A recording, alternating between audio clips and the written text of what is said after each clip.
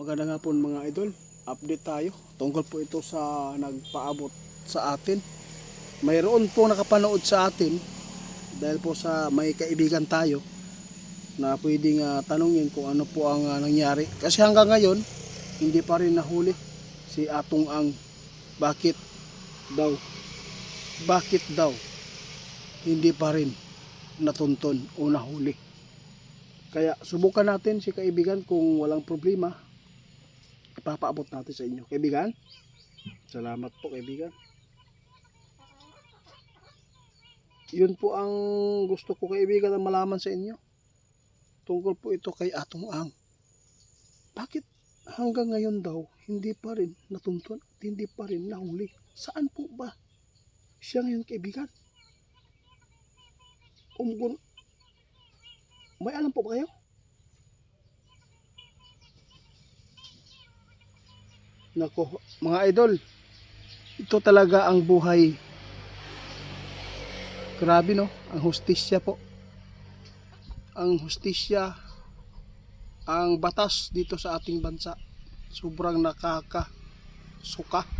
Yun po ang ating masabi. Kasi sabi ng ating kaibigan, alam po ninyo, may napo ko guys. Okay lang kaibigan? Sige. May humawak po sa kanya ngayon na malakas na tao. Alam po ninyo guys, ang pera, kapag marami kang pera, pwede kang protektahan.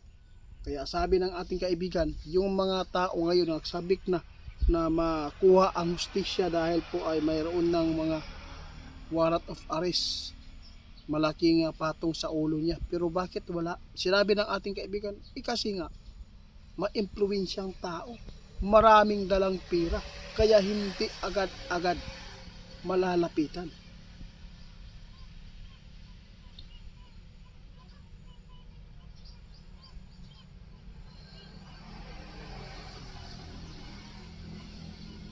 Grabe ang sinabi ng ating kaibigan mga idol. Nakakaawa talaga. Ang batas dito idol, parang masabi natin mga idol, para lang sa mahirap, hindi para sa mayaman. Tingnan po natin, ikumpara natin. Ito po ang sinabi po ng ating kaibigan ngayon mga idol. Mayroon pong humawak na ma-impluwensyang tao. Hindi basta-basta ang mga kapit pala nito.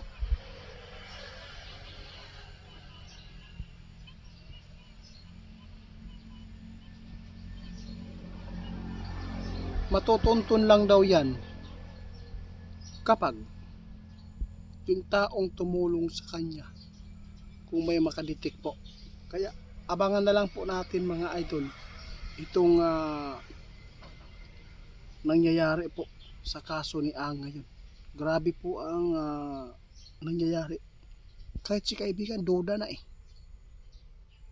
duda na sa mga, alam na po niya, mahirap sabihin mga idol, alam po ninyo, sobrang makapangyarihan talaga ang pera. Kaya sa lahat ng makapanood sa amin, mag-ingat tayo. Huwag po tayong magpadala sa galit kung ang mga kalaban natin ay ma-impluwensya. Wala tayong laban. Kaya ang ating gagawin, sumunod na lang tayo sa utos ng Panginoon na walang nasagasaan. Kawawa, masakit po sa mga pamilya ang nawalan po ng buhay po, nakataya dito. Pero ang karma mga idol, hindi yan nila matatakasan.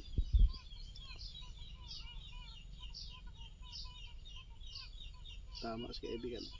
Kung matatakasan man po nila ngayon ang kanilang kaso ngayon, sa kamatayan hindi nila matatakasan yan. Pero may mas ano pa dyan na parusa, yung pangalawang kamatayan, yung iano ka sa apoy, dagat-dagatang apoy. Yun po ang ating panghawakan ninyo. lahat naman tayo ay mawala sa mundo.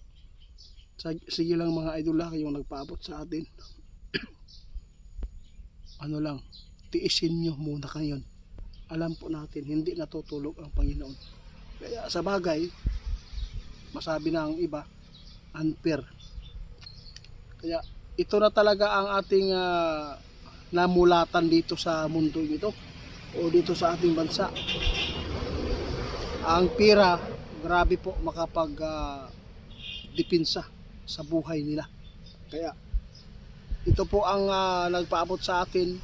Kung hinahanap man ninyo si Ang, hanggang ngayon, sinabi na ng ating kaibigan, nasa kamay na ng maimpluwensyang tao dito sa ating bansa. No? Ang laking kinuha, ang laking pira ang nakuha. Tama si kaibigan. Sabi ng ating kaibigan, huwag na lang kayong umasa muna ngayon. Hintayin na lang po niyo ang tamang panahon. Mahuhuli yan. At magkakasakit pa yan. Sasakit po yan guys. Matsugi yung tao na yan. Salamat po sa mga pagpapaabot.